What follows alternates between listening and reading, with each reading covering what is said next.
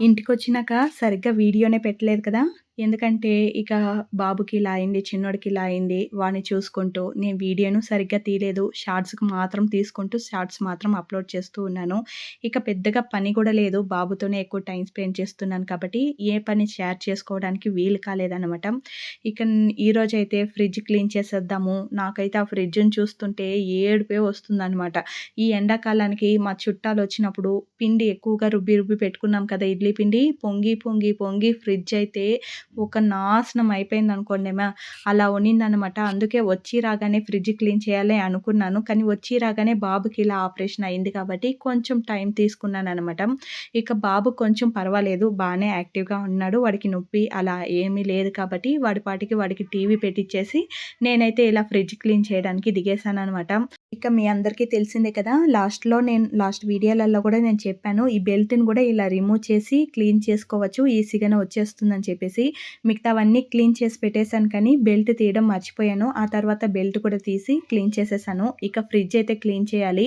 ముందుగా ప్లగ్ అయితే రిమూవ్ చేసేసి ఆ తర్వాత ఫ్రిడ్జ్‌నైతే క్లీన్ చేయాలి.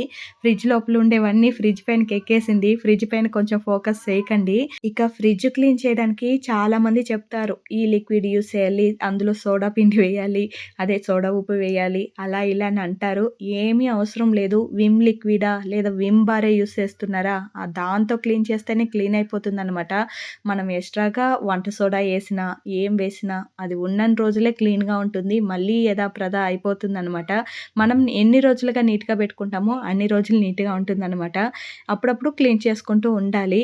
దానికి మనం వంట సోడాలు అవి ఇవి వేసినా కూడా ఆ స్మెల్ రాకుండా ఉండడం ఇలాంటివన్నీ అవాయిడ్ అవ్వదన్నమాట. మనం చేసుకునే పద్ధతిలో మనం చేసుకుంటూ ఉండాలి. చాలా వీడియోలలో నేను చూసాను కాబట్టి చెప్పాను. ఇలా వంట సోడా, విమ్ లిక్విడ్, డెటాయిల్ ఇవన్నీ యాడ్ చేసి ఆ తర్వాత ఫ్రిడ్జ్ క్లీన్ చేసామనుకో చాలా రోజుల వరకి తాజాగా ఉంటుందని అంటారు. అవన్నీ నేనైతే ఫాలో అవ్వను. మీకు ఫాలో అయ్యే వాళ్ళనైతే ఫాలో అవ్వద్దని నేను చెప్పను. నాకైతే అది ఇష్టం లేదు. నార్మల్‌గా సబ్బుతోనో లేదా లిక్విడ్‌తోనో ఫస్ట్ క్లీన్ చేసేసి, ఆ తర్వాత ఒక వెట్ క్లాత్‌తో బాగా నీళ్ళు అద్దుకుని ఇలా క్లీన్ చేసుకున్న తర్వాత డ్రై క్లాత్ యూజ్ చేసి బాగా తుడిసేసామనుకో క్లీన్ అయిపోతుంది. నేను ఫ్రిడ్జ్ క్లీన్ చేసే పద్ధతయితే ఇదే. ఇంకా అవి లిక్విడ్‌లు దీనికని తనీగా లిక్విడ్‌లు అవి ఇవి అయితే నేను వాడననమాట. అది వాడింది బాగుండే వాళ్ళకి బావుండొచ్చు. నేను లేదని చెప్పడం లేదు. నేను వాడనని చెప్తున్నానంతే. ఇక మొత్తం వెట్ క్లాత్‌తో తుడిసేసాను. అప్పుడప్పుడు నీళ్ళద్దుకుని ఉండే సబ్బుదంతా బాగా శుభ్రం చేసుకున్న తర్వాత డ్రై క్లాత్ తీసుకొని మొత్తం మళ్ళీ ఒకసారి శుభ్రం చేసుకున్న తర్వాత కడిగి పెట్టాం కదా! అవన్నీ కూడా మళ్ళీ ఒకసారి తుడిసేసుకొని ఇందులో అరేంజ్ చేసుకోవాలనమాట. మా ఫ్రిడ్జ్‌లో ఎన్ని వస్తువులు ఉన్నిందో చూసారు కదా! అది ఫస్టే చెప్పాలనుకున్నానబ్బా! మర్చిపోతాను. ఏంటో మళ్ళీ వీడియో అప్‌లోడ్ చేసిన తర్వాత ఇవన్నీ చెప్పాలనుకున్నాను కదా! ఎందుకు చెప్పలేదు అని ఫీల్ అవుతూ కూర్చుంటాననమాట. ఎన్ని పాత్రలుందో చూడు. అది స్టోర్ రూమా? లేక ఫ్రిడ్జా? అని నాకే డౌటొచ్చేసింది.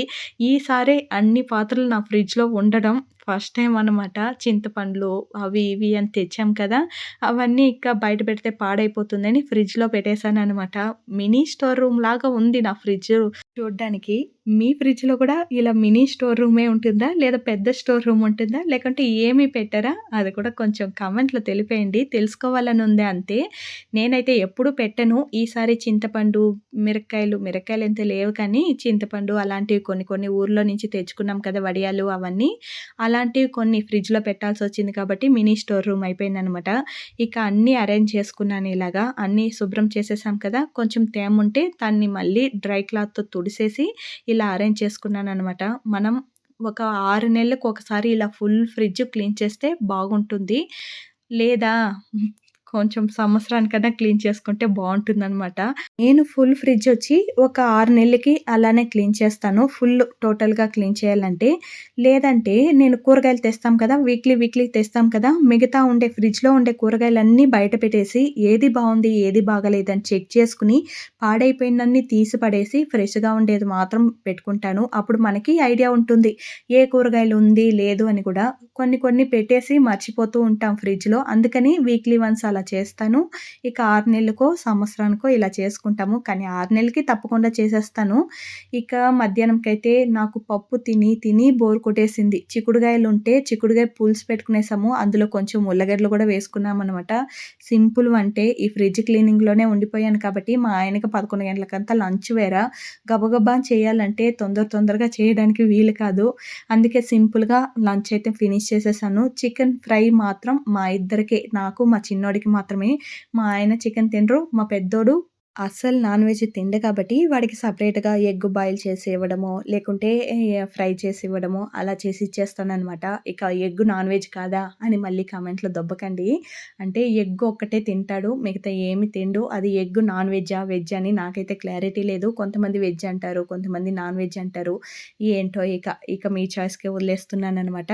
ఈరోజైతే నేను సింపుల్‌గా, నార్మల్‌గా నేనెలా చికెన్ ఫ్రై చేసుకుంటామో అలానే చేసుకుంటున్నాను. ఇది గూడా ఒక ఫ్రై అని నువ్వు దీనికొక వీడియో తీసి పెట్టావా అని తిట్టుకోకండి. Normal simple ఫ్రైనే. మళ్ళీ ఎక్స్‌పెక్టేషన్ పెట్టుకొని నన్ను దొబ్బకండి. అందుకని చెప్తున్నాను. ముందుగా నూనె పోసుకొని, పోపు దినుసులు వేసుకొని, ఆనియన్స్ వేసుకొని, పసుపు, కొంచెం ఉప్పు. ఎందుకంటే చికెన్‌లో నేను ఉప్పు, కారపొడి, పసుపు, అల్లం వెల్లుల్లి పేస్టు ఇవన్నీ వేసి మ్యారినేట్ చేసి ఉంచాను.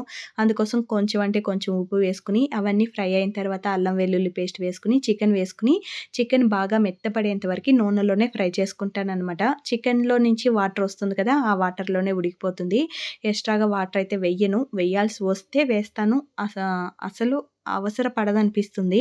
నూనెలోనే ఇలా ఫ్రై అవుతూ ఉంటే మెత్తబడిపోతుందనమాట. చికెన్ బాగా మెత్తబడిన తర్వాత నేను ఆల్రెడీ ఉప్పు, కారం వేశాను కదా! మళ్ళీ ఎందుకేస్తుంది అని అనుకోకండి. అది చికెన్ ముక్కల్లో బాగా ఇమిరిపోయి ఉంటుంది. ఇంకొంచెం టేస్ట్ ఎక్కువగా కావాలి కాబట్టి కొంచెం అంటే కొంచెం కారపొడి, ధనియాల పొడి, గరం మసాలా లేకపోతే చికెన్ మసాలా. నేను ఎక్కువ చికెన్ మసాలే వాడతాను. అది ఇంట్లోదైతే బావుంటుంది. బట్ ఇంట్లోది ఖాళీ అయిపోయింది కాబట్టి నేను అంగడిదే వాడుతున్నాననమాట. ఇవన్నీ వేసి నూనెలో కాసేపు ఫ్రై అయిన తర్వాత కొత్తిమీర చల్లుకొని దింపేసుకోవడమే. ఇందులో ఉప్పు కరెక్ట్‌గా ఉండి, కారం కరెక్ట్‌గా ఉంటే దీన్ని అన్నంలో పెట్టుకొని తినేయవచ్చు కలుపుకొని. అంత టేస్టీగా ఉంటుంది. నాకైతే ఇలానే చాలా ఇష్టము. దీనికి ఎక్స్‌ట్రాగా గ్రేవీలు అలా పోసి ఇష్టం ఉండదు. సింపుల్‌గా చేసి తినేస్తాననమాట. మా చిన్నోడికి వాసనకి ఆగడం లేదు. చికెన్ ఫ్రై అయిందా? నాకేసిచ్చే ప్లీజ్ అంటూ వస్తాడు. అంటే వాసనకే మేము కొంచెం అడిక్ట్ అనమాట. మళ్ళీ పెద్దగా మేము ఎక్కువ తినేము. ఆ వాసనకి తినాలి అనిపిస్తుంది. ఒక 4, 5 పీసులు తింటాము అంతే. అంతకు పైనంతా తినము. ఇక చికెన్ ఫ్రై ఎలా ఉందిరా బాబు అంటే, "బావుంది నువ్వు వీడియో తీయక నన్ను" అంటూ అరుస్తున్నాడు వాడు. ఇక వాడిని కాసేపు ఆట పట్టిస్తూ అలా వీడియో తీశాననమాట. నైట్‌కైతే ఏం చేయాలో తోచలేదు. మజ్జిగ పులుసు పెట్టేస్తాను అని చెప్పాను. కానీ మా ఆయన నాకేం చేయాలో తోచలేదు అని అన్నానంటే చాలు టమోటా రైస్ చేసేయి అంటూ వస్తారనమాట. మా ఆయన కొంచెం టమోటా రైస్ పిచ్చి.